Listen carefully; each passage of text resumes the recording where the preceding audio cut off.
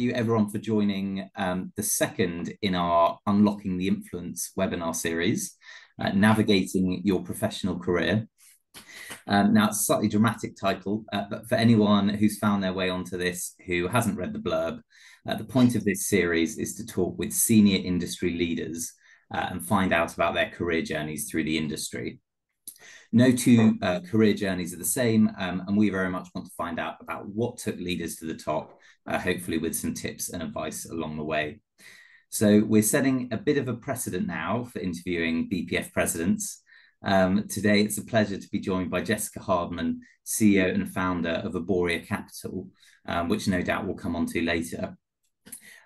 Jessica has held, quite frankly, a vast amount of senior roles, including at firms including Deutsche Bank, and most recently as head of European Portfolio Management and UK CEO at DWS. So welcome, Jessica. Thank you. Nice to be here. I'm really pleased to be joining the Futures Group here. Pleasure to have you. And yeah, thank you for sharing your time with us today. I should just say, for anyone watching this online, we're going to speak for a bit, but if you have any questions throughout, then feel free to put them in the chat box, which is hopefully at the bottom or on the side of your screen, and then we'll come back to those at the end. So I think just to sort of get us started, Jessica, I was hoping we could sort of take a trip back in time, perhaps to some of the earlier years and set a bit of context. And I was wondering if you wouldn't mind telling us a bit about maybe your background and where you first came across real estate. Sure, happy to. Loving to go down memory lane. It's very self-reflective of me this morning, so thanks for that. Basically, I grew up in Herefordshire, so right on the Welsh border, in a very rural community, and I had a father who was in small house building, so there was some links to, I mean, I guess you might call that BTR these days, but anyway, it wasn't called that at the time for sure. And I went to a comprehensive school and did all the usual, state school route through GCSEs and sixth form college. And I came out and I was probably more proficient at doing things like economics and geography. And so when I was looking for a career path, I mean, back in those days, I would say most people coming out of comprehensive school with some grades were going to be an accountant, a lawyer, or something else. And neither of those two professions, however honourable they are, didn't really, suit my personality, let's say, or my interest. And so I was suggested to do a bit of part-time placement work with a surveyor. But of course, where I grew up, it was like land surveying and estate surveying. And again, I had this dream of maybe moving to a big city. And so probably wanting the convenience and the less of the inconvenience of living in a rural community. So talking to my sixth form careers team, they came upon this weird sort of degree called real estate management, where in fact they only gave me 3 university choices. They completely missed out Reading, Cambridge, all the other places that do it. And I ended up at Oxford Brookes, not knowing really anything about the course and the fact that actually this was a huge industry, multifaceted. So it was quite a, I kind of fell into it through university. But what great grace that I did fall into it, because frankly, it's been a fantastic career and a passion of mine ever since. So that's kind of where I started. Should I keep going a little bit into my early training days there, Chris? Yeah, perfect. Yeah, that'd be great. So after finding the career, I then had the degree in real estate management, a bachelor's. Bachelor's were the most common type. I know we're a big master's community now, or non-cognate, people coming from other industries. But then it was really the obvious way, and where you go and interview all the big consultancy businesses. And I ended up at a business to do my APC. Called Weatherall Green Smith. It doesn't exist now. It was bought by BNP Paribas a couple of years after I joined. But that was a great training place, particularly good because you did lots of placements in different divisions. So I spent a good old chunk in valuation. I'm not a valuer, but I definitely did, got my coat of arms in that department, property management, and then fund management and investment management, which was actually a pretty buoyant division for Weatherall Green Smith. And that's probably where I really saw that I liked investment. and quite like strategic fund management. And that really then said, well, after qualifying in a year with a consultancy, I realized that perhaps my skills were best used on the other side of that trade, let's say, working for an investor, and in this case, an investment manager. So that is when I got a job bag carrying in Deutsche Bank, working for their UK real estate funds, which were both core funds buying, very low risk assets, but I particularly spent a lot of time in the venture fund. So this is the value add fund series, which were really a buoyant part of that business. And I learned all sorts of things. I mean, I totally just leaned into it. And so, I helped buy petrol filling stations that we converted to supermarkets. There were strategies around buying caravan parks and upgrading them to luxury lodges. We bought a couple of luxury sort of ports where you can put your boats. I mean, it was all stuff. And then I bought regular things like offices and shopping centres and industrial. No residential. No even hint of it at that stage. Bar where we might have bought industrial land and converted it into resi planning consent. So, but I really cut my teeth. I had a great team. It was a really lovely, close-knit team within a huge machine, which was Deutsche Bank. And then really some sort of steps along the way, and we'll come to more recent times, but there was a couple of milestones that then took my career through Deutsche Bank. The first one is when they consolidated all their global property teams, including the UK one where I worked, and they created a brand called Reef, RREEF. Some of you may have just remember that. It was quite a big brand for us, and that was really the consolidation of creating the global property group. And what that meant for me personally is that I became then really was focused on transactions in the UK, and I started to work with our German funds, Deutsche Bank's German funds. I now left that business. Deutsche Bank's German funds, and I became the lead buyer for those German funds, and they're very significant funds, so sort of 15 to 17 billion under management, with quite at that point low allocations to the UK. So I guess my name became more known in the market because I was buying large assets, 100 to 200 million per asset, offices, shopping centres, industrial, etc. And I really started to build, we use the word brand or people noticing you. I guess that's where I really started to build my career, externally as well as internally. And maybe I pause that. That's got you to about the GFC. I definitely wanted to ask about the GFC. I mean, there's a lot there. When Deutsche Bank consolidated their global property services, were you running that still, or working in that in the UK? Yes, that's right. So I was a UK specialist. So I didn't pivot to Europe until just after the GFC, actually, and we can come on to the why did I do that. But at that point, I was a technical expert. I think, for the first half of your career, you're often a technical expert in something. You are the best in class, or you strive to be in your particular lane. And for me, that was transactions. And then transactions for UK capital, our funds, and then that grew up to be transactions for European capital, that was German capital, and how did that work and how did that interaction work? So all these little stepping stones were adding to my toolkit. We can come on a bit about that as well, adding to your toolkit around how can I improve, widen my experience, and then what do I do with all of that experience, which is kind of like where we are now at Avoria. Right. Well, actually, I mean, so that idea of widening experience, I think in BPF Futures, as in the industry, we have a lot of members who perhaps have started, as I have, at maybe a consultancy or in a business where you do have those rotations and you get, a range of experience in different areas. And equally, I know you mentioned in some of the earlier investment strategies that you were working on, you were looking at all sorts, from petrol filling stations to offices to caravan parks. I think my question is, what how helpful do you think that is, working in these areas where actually you can try a lot of things and find your niche?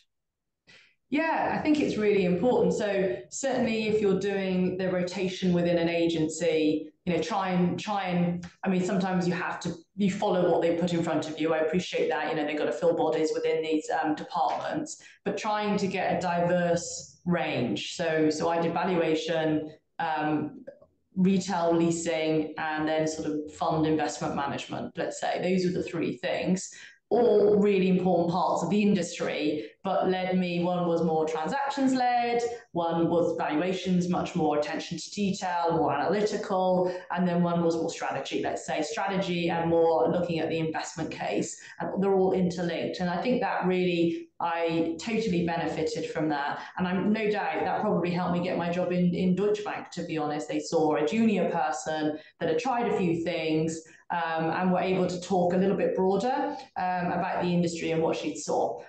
So I think that is really crucial. But even if you stay within consulting, in the consulting businesses, which many people do, I would say I was a bit more of an anomaly to leave early from that. Many of my good friends have developed fantastic careers there.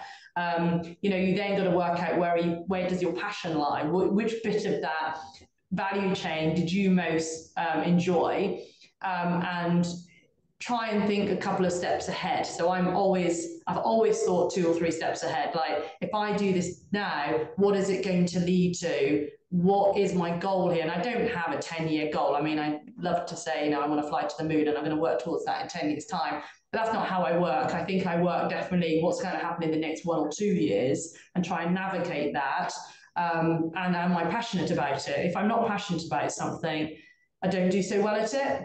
So I'm either all in or I'm not interested. So I found things that I wanted to be all in on, and then I think that drove my energy to work hard and do well at those. So I think that's very important. And you kind of know what you love. Like, people say, well, how did you choose it? You kind of just know. You just do something and say, I really want to get up tomorrow and do that again. I really enjoyed it.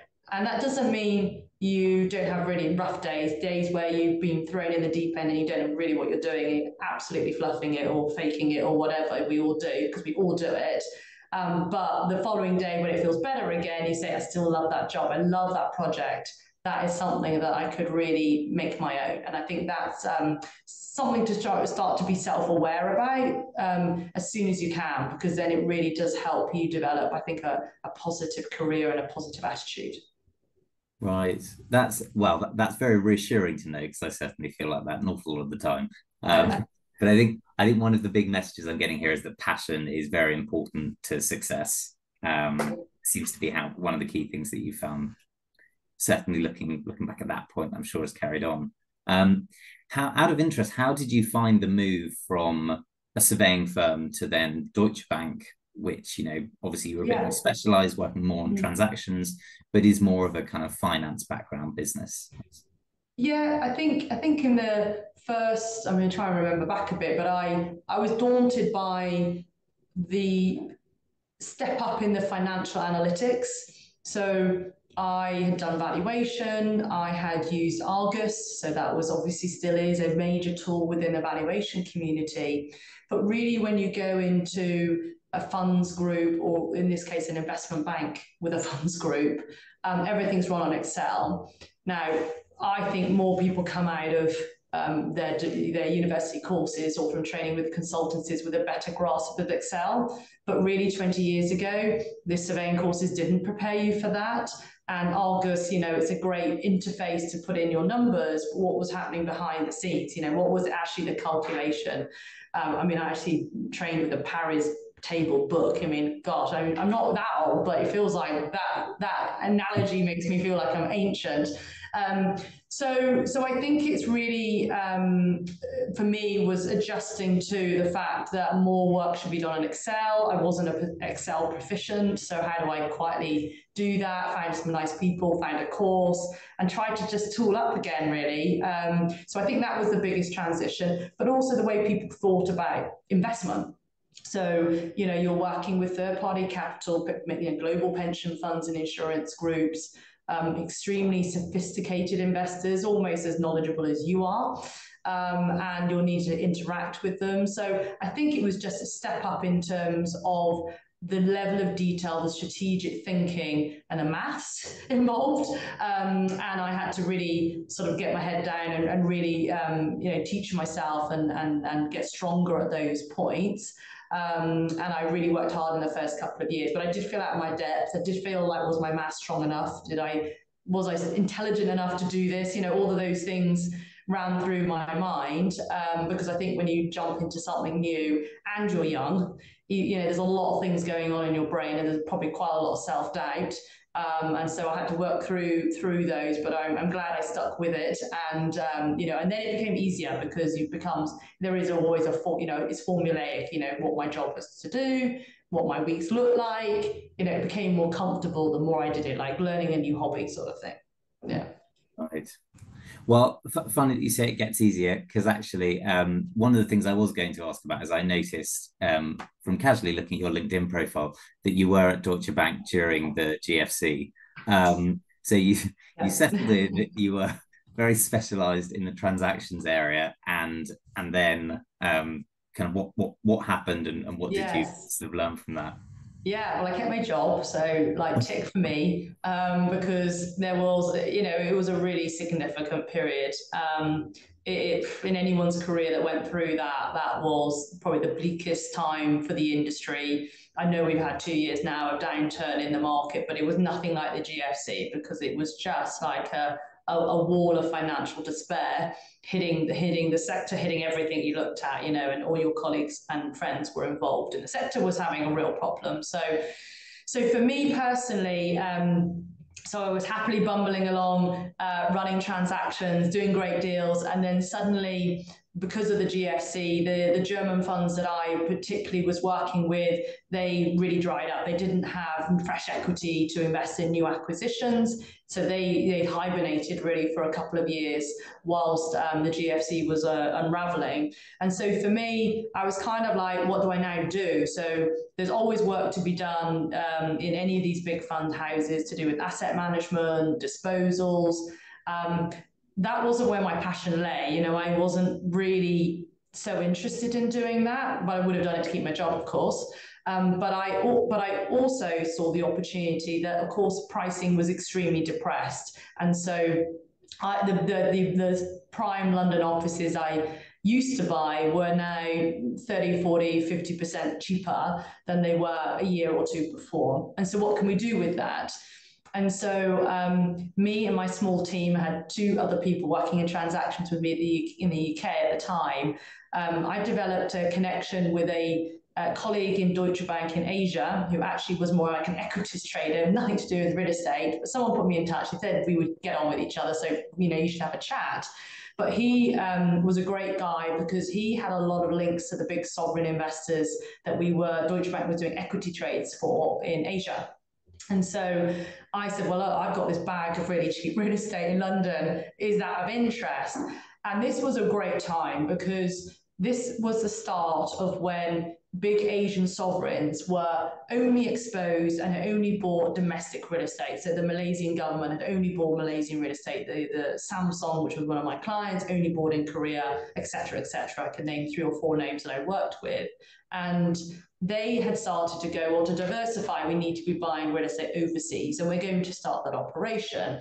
And so they were kind of an open ear to me rocking up with saying, well, look, Deutsche Bank is obviously a very strong name. We're a very trusted group.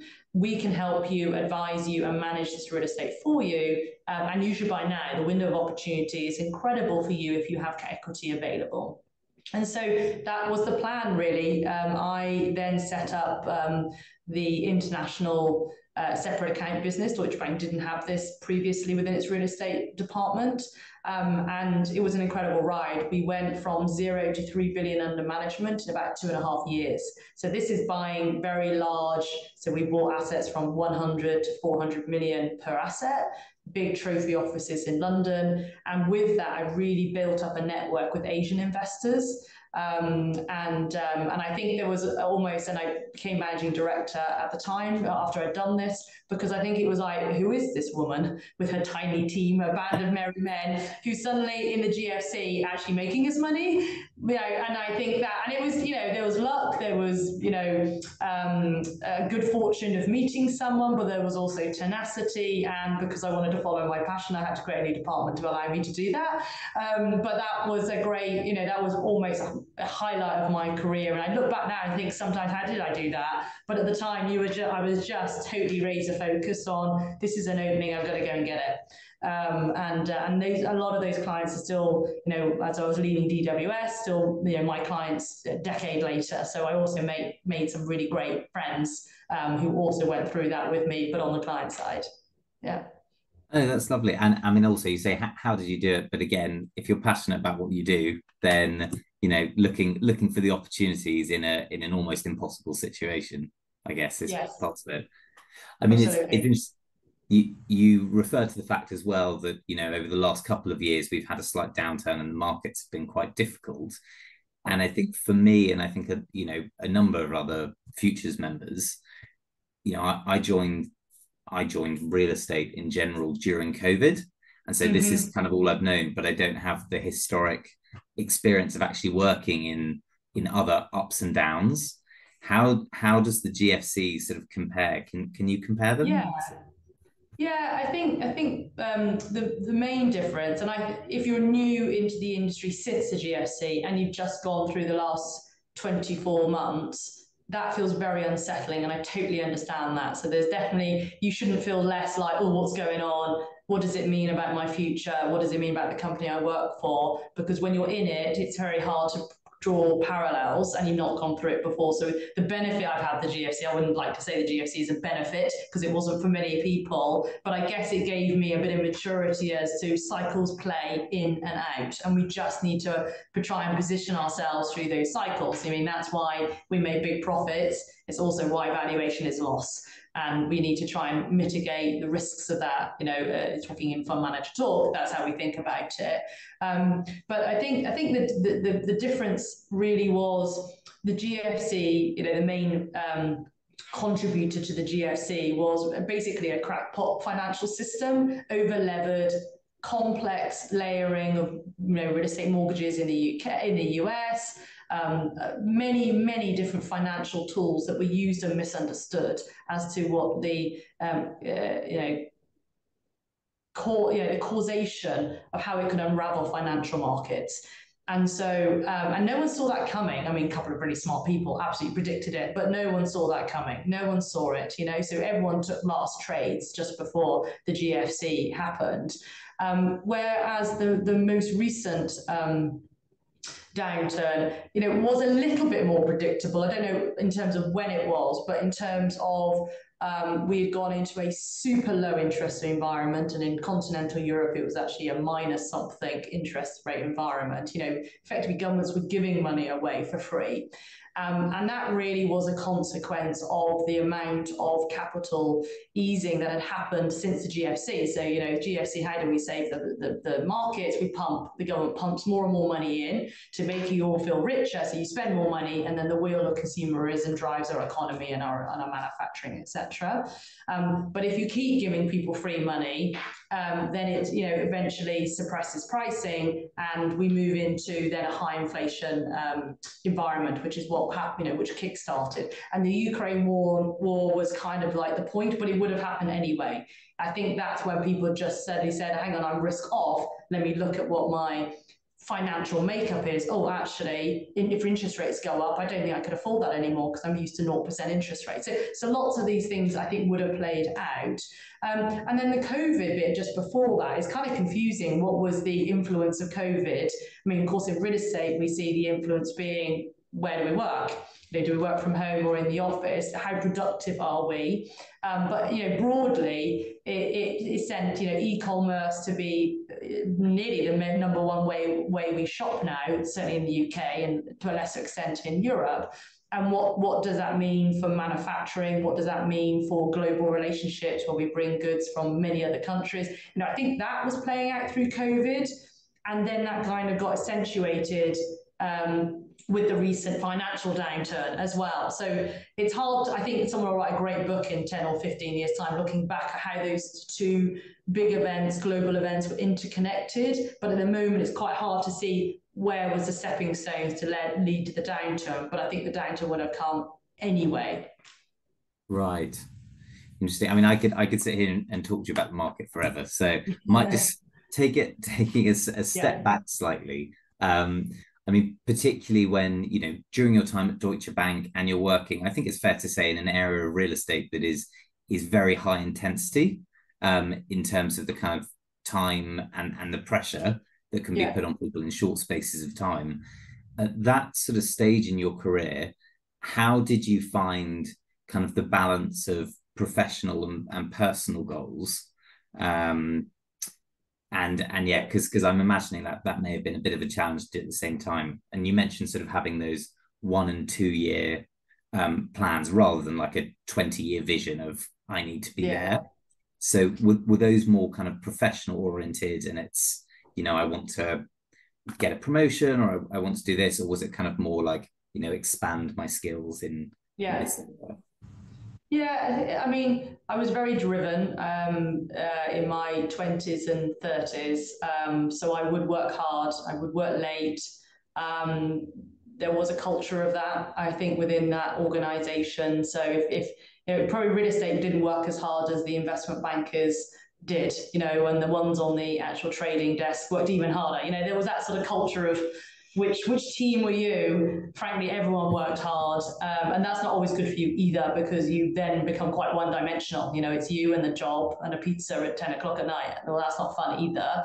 But I was very driven, I guess, by the progress I was making in that organization. I could see I was getting a result out of that hard work. Whereas if you're working hard and don't see the end of it, and you don't know how it benefits you, then it's a very different sort of basically deal to make with your employer.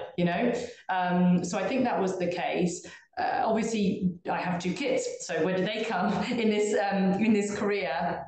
So when just after the GFC, I then got married, and I then had my first child, and I was just being made MD. In fact, I got made managing director, which is something actually in Deutsche Bank at that time. It was really tough to get it, so I was really proud of myself. I was one of the youngest to be made managing director there.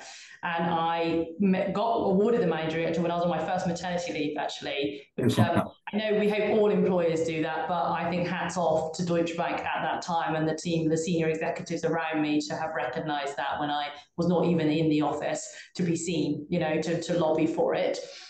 So I did manage that. I would say that was pretty tough. I went, then came back. I took 9 months out, so I didn't take 3 months. I'm not a superwoman. I took the 9 months. I enjoyed myself. The team absolutely flourished whilst I was away. They stepped up to the challenge brilliantly, and then I went back, and then I had to sort of really adjust to how do I was an intense worker before, that's not possible now, and I have this beautiful gift at home. How do I manage that? And it took me a couple of years, I think, to sort of work that out and then really own my own time. So being more senior, I think I definitely was able to go, I work this way. This is how I work. If I want to leave early, I leave early. If I do it later at home, I do it later at home, but I own this. And if you want me, you have to let me own this journey. I appreciate I was older and I was more senior, and that's not available to everyone. But I think what is available now is a good, honest conversation with your line manager about, and this is dads as well as mums, by the way, about how you want to work, how you're going to do your work, how you're going to excel in your work, but where do you put the time in to do that? And I think managers are much better equipped, because managers have to train to be managers. I've realised that too. Have to be trained to be a good recipient in that. And it's all about productivity and getting the work done and moving the business forward. That's the game here. That's the main thing we should all be thinking about in our industries, not did I do it between 9 and 5. So, and I think so definitely I had those conversations when I returned from my first maternity leave about how it was going to work for me. And I frankly then went on and had a really fantastic year, hit all my KPIs. It worked. And I think that hopefully gave a lot of trust around me and being an managing director at that level, heading up a team, but also to the women and men behind me. I hope I broke through a mold that said that is totally workable, and therefore we should treat everyone the way I was treated, regardless of corporate grade at the time. Yeah. That's fantastic, and it actually is really exciting hearing a story from, I guess we'd be sort of 10, just over 10 years ago. Yeah. That firstly, obviously, you were incredible at what you did, clearly, where you got promoted to that role while you were on maternity leave. But as you pointed out as well, that's great that the executive team did recognise that, and kind of did put you in that position, clearly on merit. So well done. That's incredible, and clearly an amazing role model. Um, so I'd quite like to move on now, possibly to thinking more about DWS, because I know that was well, quite a long time in your Yeah. career. And Yeah. did that come straight after Deutsche Bank? So, oh yeah, so it's actually is Deutsche Bank. So DWS, Oh, so basically Deutsche Bank IPO'd their asset management division and created DWS. And so with that IPO, I had the chance to move across to DWS because really my background was asset management. And so that's where, so it really is sort of the same company, but split into two. But the IPO was interesting, one, because DWS became a publicly listed company on the Frankfurt Stock Exchange. Real estate as a proportion of that balance sheet was much bigger. So in Deutsche Bank, obviously it's a much bigger balance sheet. You're a part of a division, asset management division, then you're real estate, one of the asset classes. When it's just asset management being its own company, real estate and senior roles became much more in the limelight. So this was really my proper taste of working for a public company and what that meant for scrutiny over performance, team P&L performance, scrutiny over how you message to the market as I was getting more and more senior in that company. So, that was a really interesting, that was from 2017 we IPO'd. It was pretty much on the date I had my second child, so I remember that almost as well. I didn't call her IPO, by the way. How that company then built its organization as it became a standalone asset manager. Yeah. right. And I mean, you mentioned the difference with it being a public company for the teams of people that you were managing. How do you think your kind of the way that you manage people then differed as well between, back in the days when it was Deutsche Bank and then after you transferred across? Yeah, I mean, I think the difference is when you are in a company that's all asset managers, there's a lot more like-minded people. So asset managers or investment managers, so whether that's in real estate, infrastructure, in equities, we did then a full suite of every investment type you could. It was a multi-asset house, let's call it. You're all kind of similar people. You might have come from the same background, whereas when you're also alongside in investment bankers, they're very short, they're much more short termist, they're trading, they make, fees on doing trades. Whereas in asset management, everything we think about is fiduciary responsibility. We're investing third party money, often in long term, 7 years, 10 years, 20-year type investment programs. And if you're all of that main mindset, the strong fiduciary element really comes through. So certainly DWS, at that time, and then myself being one of the managers in DWS, were really saying, well, how do we craft talent with that mindset? So how do we make sure people are aligned for the long term, from a pay and rewards perspective? How do we really make them go, you've got to be investor centric. The investor comes first on everything you do. It's not a balance sheet anymore. It's the investor. That is what we're here for. And there's been quite a lot of maturity, I think, in the investment management industry around what risk tolerance, good behavior looks like for your staff. So I think DWS also, as a new company, went on that journey as well. And I was, I enjoyed helping them shape that. Maybe from a UK perspective, we had a very, very multicultural team in the UK. London is obviously a hub for that.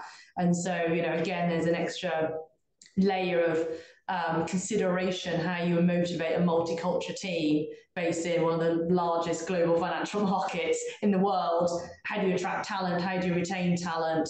And how do you make sure the investors are getting the best they possibly can from that team? So that was really where I was really, I guess, cutting my teeth more on leadership and influence over the last 5 to 7 years. And it coincided with me pivoting into European portfolio management. So taking my clients that I built in the Asia business into Europe with me because they like working with me, and me going, well, I think I want to now do pan-European stuff. I want to learn something more than the UK, and I want to be much better at portfolio management. So segue out of transactions into proper strategic thinking, building funds, understanding corporate structures, and attracting more international investors. So that was like multiple things were happening as I returned from my second maternity leave into really quite a fresh looking company and a new job title. Yeah. Right. I mean, it sounds like global capital has been a very big theme throughout your career, whether it's attracting that to invest in the UK or in Europe. Do you think the conversation around international parties and those relationships have become more important in recent years, or was actually it already a very big theme back then? Or kind of, yeah, it's definitely grown. No, I would say so. Any large pension fund or insurance group or wealth manager around the world now has an international strategy. So it's no longer are they domestic only. I think there is real benefit of global diversification, whether it's just you're an Australian investor and you come to Europe, or you're a New York pension fund and you want to have exposure to Asia's growth, stability in Europe, and productivity in the US. They're really thinking like that, and they needed advisors from the likes of DWS and then Aboria, and many people in that community, really helping them unpick value in real estate and navigating the cycles in the market and all the new real estate sectors that are coming up, where Aboria particularly leans into. So I think that is definitely a really important thing. That doesn't mean that domestic capital, and there's some fantastic UK investors that really support new businesses, and also global players in their own right. So there is some very big pension funds that we all know or have connected with. But I think it's really the sort of globalization of capital, whether the politicians love that and treaties allow for that. I think ultimately that's a theme, because these are huge companies, these are huge pension funds, and they can't just buy in Canada. They have to buy elsewhere. And I think the real estate investment management part of that has professionalized itself. So I've definitely seen, I think I probably spent the 20 years of the quickest professionalization of our sector. If you think I was working on Argus only, having done a real estate course at bachelor's, to what I see people were entering DWS, and even my team here at Borea, who might be accountants, did MBA, speak 2 languages. It's become a very high caliber career.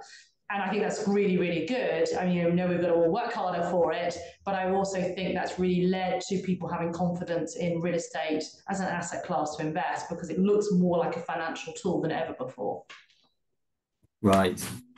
I mean, firstly, globalization of capital. I've written that down. That's a fantastic phrase. Very much like. And so you mentioned there about Aboria Capital. So you'd obviously been in incredibly senior leadership roles before. How did that differ then, or what changed to actually go and kind of found your own business? Yeah, it's a great question, and it's really topical because I've spent a good year thinking about that. So basically, I had a fantastic career at Deutsche Bank and then DWS, and I ended up CEO of that group, 500 people running multi-asset portfolios, so not just real estate. That was a brilliant honor to be asked to step into that role. But probably deep down, I'd always had a passion to run my own business, and that was really right at the start, before I even started a career. I loved business studies. I loved doing it at A level, and really thought I wanted to be an entrepreneur. And then I got the opportunity to work in a big organization, and I couldn't believe, everything that was on offer to me.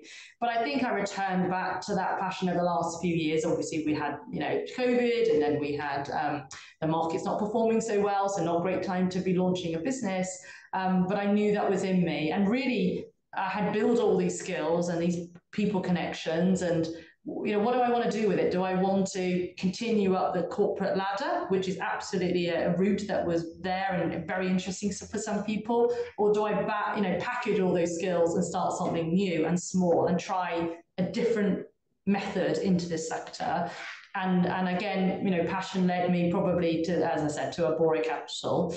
And really the difference there is, so Arboria, maybe just a quick snapshot of what the company is now going to do. So Arboria Capital is an investment manager. We've teamed up with Downing students. So we've co-founded, myself and the Downing family, Arboria. And Downing have a fantastic 35-year platform and experience in student operating or student accommodation, building it, designing it, and then running it, from one of the world's biggest asset managers. And my skill set is investment management. And so sort of plugging those things together, we're interested in offering investors the ability to invest into funds, but also get the operational expertise within that same group, rather than perhaps have third party do different parts of the value chain. So that's what Arboria is there to do. And I think just the interest there is building a team from scratch, a strategy from scratch, and then seeing if we can really make this a big company one day. Right. And you mentioned, well, we were speaking earlier, and you have a website as well. So for anyone watching this, feel free to go on and check out the new website. Just go, sorry, can I do the www.arboria.com sales pitch? Because I've spent the last 4 months looking at that website. So go take a look and link in me if you've got any feedback as how I can make it better. Perfect. I think from that experience of starting a new business, are there any, is there anything that you think you wish you knew, about that experience beforehand, or were there any, preconceptions that you had on how the experience would be of starting a new business, which turned out to be completely wrong? So, I mean, I think looking back, I think I was courageous, but there were certainly times I really doubted whether I was good enough to do it. So I felt, quite meek in some, 20 years ago, really no women, to be honest. Very old school sort of transaction environment. And so I look different. I think I had brown hair then, by the way, so maybe I didn't look quite as different as I do today. But I think I really was like, and I didn't have a posh accent. I didn't come from a private school. Like, there felt like so many things that I was not actually, and I didn't really recognize those at the start. So I was just like, just do it, just bring it on. That's what I'm here to do. And I actually became more conscious of those mid-career. Maybe almost as a result of a lot of chat around diversity coming through and how you look diverse. And I'm actually, gosh, I realise I do look right diverse. Whereas before that, I hadn't really thought about it. I just didn't, I blanked it out. And so, that changes your mindset a little bit. And then I sort of, big gulp down and keep going sort of thing, I would say, is how I dealt with it, which maybe there's a better way of dealing it with it, but I sort of buried it and thought, well, I just got to keep going and I've got to back myself. And if someone says I'm no good at something, then I've got to just ignore them and get better. So use, criticism, or sometimes it was constructive, sometimes it was not. How do I use that to keep moving forward? I'm naturally a competitive person. So I think I use competition a little bit to, keep working at the things I wasn't so strong at. It doesn't really answer your question, but I think it was maybe not being always meek. I was very meek sometimes in meetings. I was extremely passive because I just was too scared to say anything. And then I had to get myself over that because, frankly, you can't have a career if you're like that. And now I'm not like that at all. So maybe my advice there, Chris, is, don't think you can't change and develop. You totally can. With a bit of confidence, passion, like I said, is so important. You will make it. You will go, you will overcome the things you think are weaknesses or uncomfortable moments. I mean, I used to go to dinner parties or drinks parties, which there's a lot of them back then. There's not so many now, I think, for networking. But I'd have to interrupt a conversation of guys who are 50 to 60-year-old to just try and know someone. And I think they were like, who the hell is this person? But otherwise I wouldn't know anyone in the room. And that was so uncomfortable. I hated it. But I just thought, how else am I going to network and find people that can help me? You have to be really brave, have a glass of wine, go do it, and then go home and cry. I don't know whether you made it or not, but that was my way of sort of breaking through my own personal barriers, I think. That's, you know what, you slightly read my mind there because I was going to ask about the role of networking. BPF Futures, it's one of our pillars, and well, really at all events, bar this virtual webinar, you've got the Yes. opportunity to kind of meet new people. And one thing that I found, I think, at our events is you get a lot of people that go to them on their own. So everyone's Okay. kind of in the same boat and has made it a bit easier than at some other kind of events. But how important do you think networking has been in your career? Um, Yeah. and is it something that everyone should be doing, basically? Yeah, totally. It's probably the number one thing. It's the number one thing I say helped me in my career is who I knew. So I knew a bit about my job. I knew a lot of people. I think I think that was crucial. And what is better now? So why I think the audience here speaking, you have an advantage because people now know how to network properly. Like they didn't then. Like they just had that own little group, and you had to break in, and it was all uncomfortable. The amount of time I've gone to an event with both senior people and junior people, I've seen brilliant senior people totally invite junior people to network with them. They are very open. They're better managers. They're better trained, I think, in the world of how do you bring on young talent. And so anyone who approaches me, that is, how do I don't know, or is younger, or whatever, anyone, I'm always like really interested. I'm like, good for you, because I know how tough it was to probably make that 4 steps forward to say, hey, can I just introduce myself? And I think a lot of people, I know, I'm sure Mark Allen said that on your first showing of this. I think we're much better recipients. We're really kind, nice industry in that respect. And you will find your people, your best friends in the industry. You also find people that network can help. I also really like where you can get on the mentor-mentee programs. I know you guys have done one, and other organizations do them. I think they're really great to connect with senior leaders. So pretty much everyone I've menteed over the years, and that's a lot. They still message me. We're still in contact. We've helped each other. They've helped me because they've tended to be a specialist in something. So I think that's another great way of making a real connection. Because I think that's also the final thing on the point is how do you make a real connection? So it's not just a handshake in a drinks party or at a seminar. It's how do you follow it up to actually build a rapport. So I would say I have 4,000 followers on LinkedIn or something, probably 150 of those I know well, and really connect, and we use each other, to help develop maybe our business plan or a new piece of advice we want to reach into or whatever. So that's really important. I think also think about how the concentric circles of who you know and how close you know them. Right. That's really helpful. So I'm slightly conscious of time, and I do want to leave a bit of time for questions. Yeah.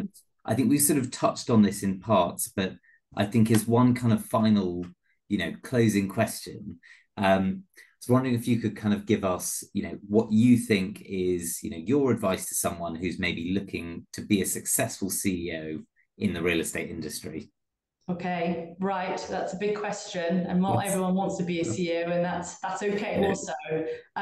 So leadership, I leadership. would summarize that as be passionate, as I said, be honest. It's super important to have trust.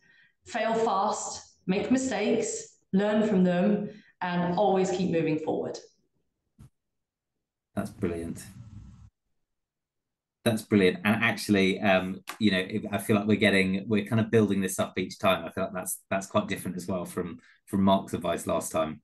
So after a couple more of these, we're going to have the ultimate kind of 5 tips of advice that you just need to be successful in your The career. best CEO is the 5 speakers that you had put together. You're all one No. fifth of being a great CEO. That's all right. that was modest. Okay, well, that's absolutely fantastic. Thank you very much, Jessica. And now I kind of want to open it up to the floor. So if anyone's got any questions, then please feel free to drop those in the chat box. No need to be shy.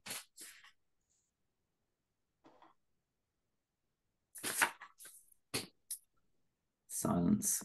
It is 10 to 10 in the morning. So Yeah.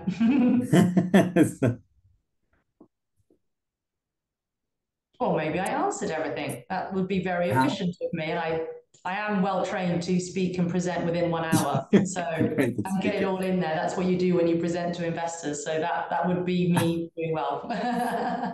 We've got a question here actually. Oh, we've got a couple of questions.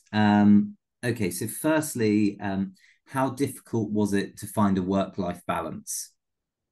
Yeah. Good question there. And maybe the one coming back from maternity leave I see is kind of linked to the same topic. So maybe I try and tackle them both. So yeah, I mean, it wasn't always the easiest to get the right work-life balance. I'd say it's a little bit of a like snakes and ladders.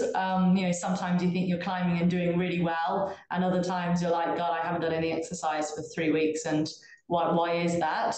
Because I'm trying to fit in work, as everyone is, I'm sure, on the call, work, socializing with your friends. I've got kids, and I also try and keep fit and have some mind space to either think about your job or where you want to go next, or think about the new piano piece you want to learn, or the new sport you want to try, or the new book you want to read. So God, we put a lot on ourselves. I think the current community of people, current decade we're in, it's all about everything, and that's really quite hard and stressful. So I mean, I have definitely taken to things like doing yoga, light meditation, things like that, in order to try and slow my mind down a little bit.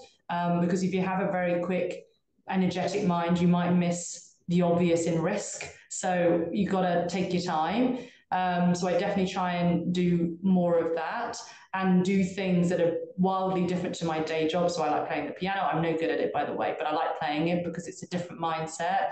And I like walking with the kids because, again, I'm outside in green and I don't think about the job so much. So trying to find things where I'm not always thinking about the job is healthy. It's very hard to be passionate about something if you think about it all the time as well. You get a bit bored of it. So you don't want to let yourself be bored of something because you can't stop thinking about it. So these are the ways I try and deal with it. I also have some strict diary management going on to get home. So that's how I deal with it.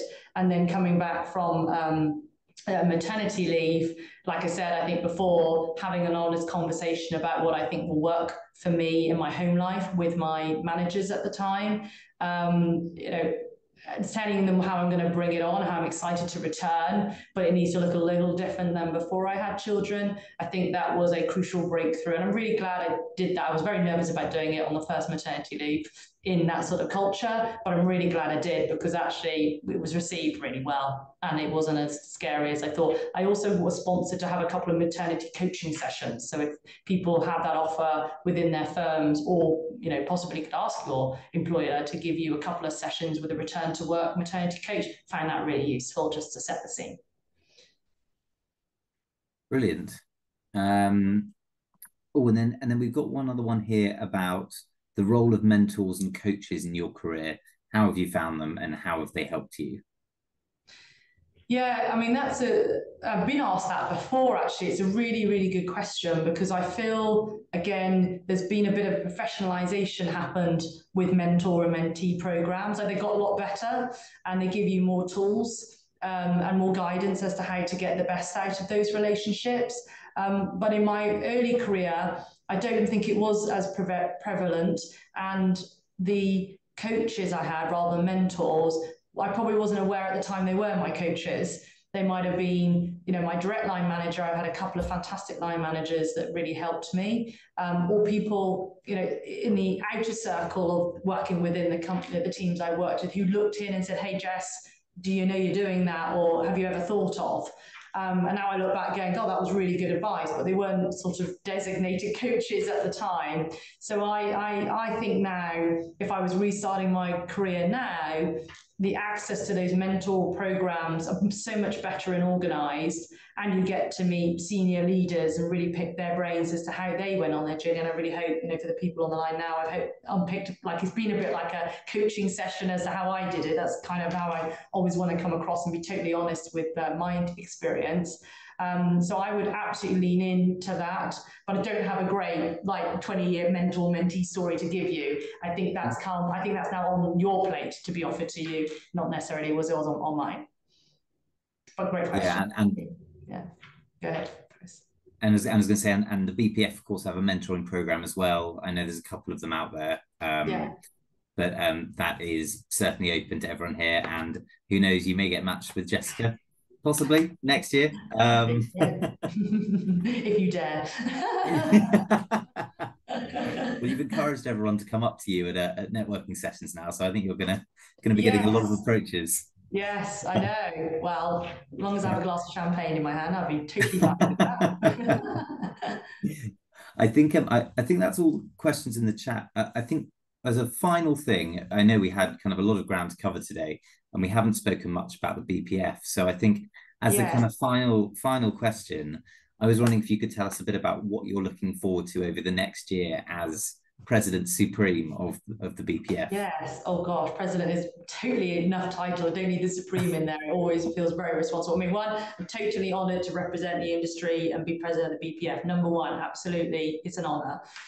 The second thing is political change has happened since summer, and the BPF done a great job as Mark was finishing his presidency, and then handed the baton to me about lobbying and really getting to know the new MPs in Labour.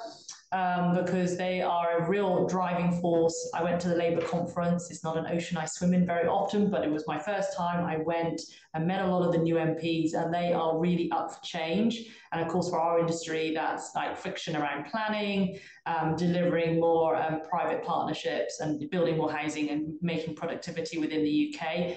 Many things I'm sure that touch the audience here today, and I feel like we should, BPF will really lean into having that relationship with the government to help guide them how they can make that change. And then I'm excited to also think about the next 10 years of the BPF. What does that look like? Futures is an absolute key part of that. Your ideas are going to shape what BPF does in the next 10 to 20 years.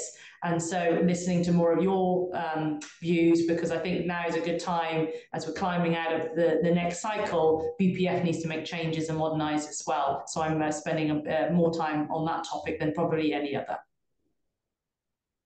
So sounds like there's a lot to do, and I'm sure it will keep you incredibly busy, alongside just the other small matter of continuing to grow your new business. Thank you very much for being here today, Jessica. It's been incredibly interesting to hear about your story, and on behalf of everyone who's joined in BPF Futures, thank you very much.